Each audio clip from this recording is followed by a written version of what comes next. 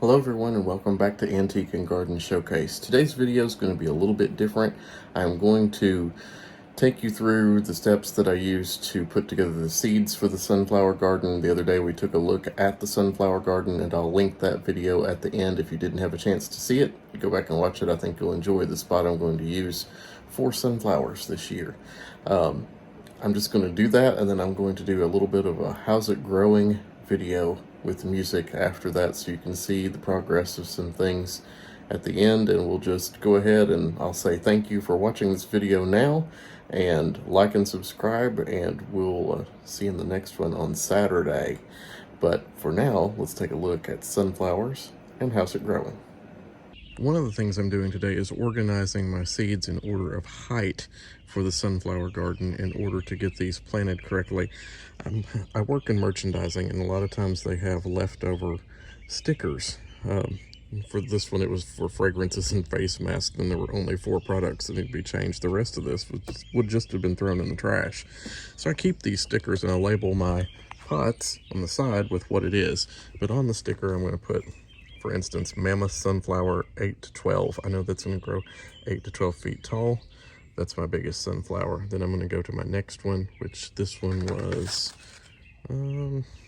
6 to 9 feet tall. So I'll put the Evening Sun next. These were all 60 to 72 sunflowers, and then the smaller teddy bear there. So I've got them in order by size here. I'm going to do 7 of each one. Really looking for 6 over there, but in that corner that I'm using, which is at the end of the driveway there. So now I have 6 pots filled with, I should have had 7. Oops. I will have 7 pots filled with potting mix, and I've put a 1/2 inch deep hole. One of the things I use is I'll just take the back of a pen and I'll just make a 1/2 inch hole right in the center to plant the seed in. A lot of times that works well. If you're using a Sharpie, it works great with that rounded end. But I'll go ahead and plant the Mammoth Sunflower, which I've got here, which is going to be my first one. It's going to go along the back of that fence. It's going to go across the back, so I can actually tie that to that fence if I need to for support. So that's the thought. We're going to go from tallest to smallest in the front, which would be teddy bears out in front. Now I've got all 7 seeds in there, and I'm just going to cover those over. Get them all nicely seeded in.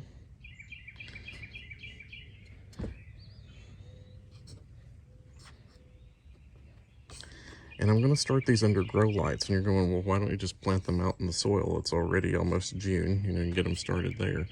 Well, there's 4 legs and 2 leg reasons why. Squirrels, chipmunks, and birds would have these for food in no time here. So I need to get them to where they'll at least germinate under the grow lights, and then I'll bring those outside every day and let them sit out in the sun, so I don't have to worry about the hardening off process. But I do have to think ahead.